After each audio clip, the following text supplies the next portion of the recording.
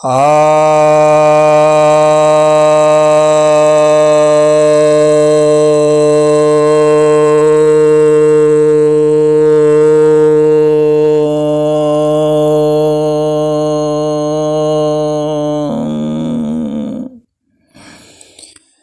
सभी भक्तजनों को सप्रेम नमन।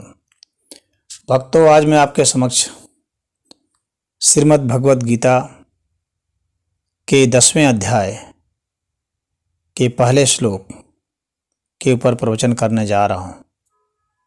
यह जो 10वां अध्याय है, इस 10वें अध्याय को विभूति योग के नाम से कहा जाता है। 10वें अध्याय के विषय में गीता में वर्णन है कि ओम तत्सत् इति श्रीमद्भगवद्गीतासु उपनिषत्सु ब्रह्म विद्यायाम योग शास्त्रे श्री कृष्ण अर्जुन संवादे विभूति योगो नाम 10मोऽध्यायः। यानी यह जो है, यह ब्रह्म विद्या का शास्त्र है, यह गीता उपनिषद है, यह भगवान के द्वारा वाचित है, यानी भगवान के द्वारा कहा गया है, कृष्ण और अर्जुन के संवाद के रूप में है। और यह विभूति योग है, यानी भगवान के विशेष ऐश्वर्य का इसमें वर्णन है। भगवान जब जब अपने विशेष ऐश्वर्य को, प्रभाव को, महत्ता को, महिमा को अपने भक्तों के समक्ष प्रकट करते हैं तो वह विभूति योग कहलाता है। वह बोल करके भी प्रकट किया जा सकता है या ध्यान अवस्था में ऐसे भी प्रकट होता है, समाधि में ऐसे भी प्रकट होता है। तो विभूतियाँ प्रकट होती है। महर्षि पतंजलि के भी ग्रंथ में विभूतिपाद नाम का अध्याय है, जिसमें कि प्रभु के ऐश्वर्य का ही वर्णन है। तो यहाँ भी ऐश्वर्य का वर्णन है, इसीलिए यह अध्याय भी बहुत महत्वपूर्ण है, क्योंकि यहाँ पर भगवान के सारे ऐश्वर्यों का पता लगता है। पराशर मुनि तो बतलाते हैं कि भगवान आखिर कहते भी उसे ही हैं जिसमें कि इस तरह की विभूतियाँ होती हैं, यानी जिसमें संपूर्ण शक्ति हो, संपूर्ण यश हो, संपूर्ण धन हो, ज्ञान हो, संपूर्ण सौंदर्य हो या वैराग्य हो, ये सब जो है ये षड ऐश्वर्य कहलाए जाते हैं। तो ये भगवान के होने के प्रमाण होते हैं। तो यह जो अध्याय है, इस अध्याय में 42 श्लोक हैं, और ये जो 42 श्लोक हैं तो इसमें कुल 1417 अक्षरों के योग से यह बना है यह अध्याय। और यह छंदों के लिहाज से अगर देखा जाए तो यह अनुष्टुप छंद का है, और अनुष्टुप छंद में भी पथ्यावक्त्र छंद हैं। अधिकतर जो तकरीबन 36 श्लोक जो हैं वो ऐसे हैं, और दूसरे जो छंद हैं वो मगन होने से म विपुला हैं, रगन होने से र विपुला हैं, भगर होने से भ विपुला हैं, और नगन होने से न विपुला भी हैं। तो ये छंद हैं। अब हम प्रथम श्लोक पर आते हैं। तो प्रथम श्लोक जो है भगवान ही कह रहे हैं। तो श्री भगवान उवाच भूय एव महाबाहो शृणु मे परमं वचः यत्ते अहं प्रियं माणाय वक्ष्यामि हित काम्यया। अर्थात, हे महाबाहो, तुम मेरे परम वचन को सुनो और फिर से सुनो। यानी भगवान यहाँ पर पहले भी कुछ विभूतियों को अपने बतलाए थे, इसीलिए यहाँ भूय एव कह रहे हैं, यानी फिर से सुनने के लिए कह रहे हैं, और मतलब विस्तार से भगवान यहाँ बतलाना चाह रहे हैं। इसलिए अर्जुन को यह संबोधित कर रहे हैं कि फिर से सुनो, यानी वे और विस्तार से कहेंगे, और परमं वचः, परम वचन सुनो। और कहते हैं कि तुम मेरे प्रिय भक्त हो, अपना मैं तुम्हें प्रिय मानता हूँ। और जिसको व्यक्ति अपना प्रिय मानता है उसी के सामने खोलता भी है। तो कहते हैं कि तुम मेरे प्रिय भक्त हो और तुम्हारे हित के कामना के लिए ही मैं यहाँ यह कहूँगा।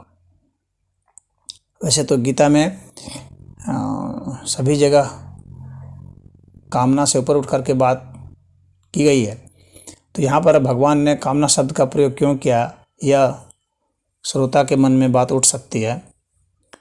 तो कामना, जब हम दूसरे की कामना करते हैं तो वास्तव में वह कामना नहीं, वह त्याग हो जाता है, वह वैराग होता है। और अपनी कामना को मिटाने का सबसे अच्छा तरीका यही है कि दूसरे की कामना सोची जाए और की जाए। तो यहाँ पर भगवान जो है कह रहे हैं कि तुम्हारी कामना की मैं बात कर रहा हूँ जिससे कि तुम्हारा हित हो जाए। तो तुम्हारा हित की जिसमें कामना होती है उस तरह के वचन मैं कहूँगा और परम वचन कहूँगा। परम वचन का अर्थ हुआ कि उसके ऊपर और कोई वचन नहीं हो सकता है, सबसे श्रेष्ठ है वह, उससे बड़ा और कोई वक्तव्य नहीं दे सकता है, इसीलिए वह परम वचन है। तो स्वयं भगवान की तरफ से आने की वजह से भी यह परम वचन है और इससे बड़ा वक्तव्य नहीं हो सकता, इस वजह से भी यह परम वचन है। और महाबाहो अर्जुन को संबोधित करते हुए उन्होंने कहा है, यानी बहुत बड़ी भुजाओं वाले, यानी बहुत वीर, महावीर। तो उनको महावीर इसलिए कह रहे हैं क्योंकि वे उसी के पात्र हैं, उसके योग्य हैं। और बहुत वीर पुरुष जो होता है वही अध्यात्म को ग्रहण कर सकता है। और जब भगवान दिल खोल करके कह रहे हैं और भगवान दिल उसके सामने खोलते हैं जो कि उनके प्रिय होते हैं। तो जब हम किसी को बहुत प्रिय हो करके सुनते हैं, जब हम ऐसे श्रोता हो जाते हैं कि श्रद्धा और भक्ति से भर जाते हैं, तब जब हम सुनते हैं तो उसी से ही हित हो सकता है, तो ही जो है हमारे में भक्ति भावना प्रबल हो सकती है। तो पूरी श्रद्धा के साथ और पूरे लगन से, पूरे उत्साह से, पूरे प्रेम से जब सुना जाता है भगवान के ऐश्वर्य को, तो भक्ति का उदय होता है। तो यह जो अध्याय है यह वही अध्याय है जब साधक को चाहिए, श्रोता को चाहिए कि बहुत भक्ति के साथ, श्रद्धा के साथ भगवान के महान वक्तव्य को, भगवान के महान ऐश्वर्य को बहुत ध्यान से सुने और समझे। भगवान ने इसमें खोल खोल करके समझाया हुआ है, इसलिए ये 10वां अध्याय उनके ऐश्वर्य का बखान कर रहा है। तो ईश्वर के ऐश्वर्य का बखान किस तरह से किया गया है वह यह 10वां अध्याय में बताएगा। तो इस अध्याय की शुरुआत में ही भगवान ने इस अध्याय का एक तरह से इस अध्याय की भूमिका रख दी है कि मैं आगे क्या कहने जा रहा हूँ। इस अध्याय की इन्होंने भूमिका यहाँ पहले ही रख दी है कि तुमको मैं अपने ऐश्वर्य के विषय में विशेष रूप से बताऊंगा, क्योंकि तुम मेरे प्रिय हो और मेरे परम भक्त हो, तो मेरे तुम परम वचन को सुनोगे और ये तुम्हारे हित के लिए होगा। और भगवान ही अपने भक्तों के हित के लिए अवतार भी लेते हैं। जो अवतार भगवान का होता है वह मुख्य रूप से अपने भक्तों को व्यक्तिगत स्नेह देने के लिए और व्यक्तिगत उपदेश देने के लिए ही भगवान अवतार लेते हैं। और भगवान ही नहीं, जितने भी साधु संत होते हैं जो सिद्ध अवस्था को प्राप्त होते हैं वे अपने भक्तों के लिए ही होते हैं और अपने भक्तों के लिए ही उनकी विशेष वाणी होती है। और इसलिए होती है क्योंकि वे उनके प्रिय होते हैं और वे ही श्रद्धा से भरे होते हैं, इसीलिए उनको ही प्रिय वचन सुनाए जा सकते हैं, उनको ही ऐश्वर्य की बातें बताई जा सकती हैं, ईश्वर की महिमा के बारे में बताई जा सकती हैं, क्योंकि वे ही ग्रहण कर सकते हैं। और अन्य जो उसमें श्रद्धा नहीं रखते हैं वे उसके विपरीत अर्थ लेंगे, वे उस ऐश्वर्य को ऐश्वर्य नहीं मानेंगे, वे उस हित की कामना को हित नहीं मानेंगे बल्कि भ्रम मानेंगे।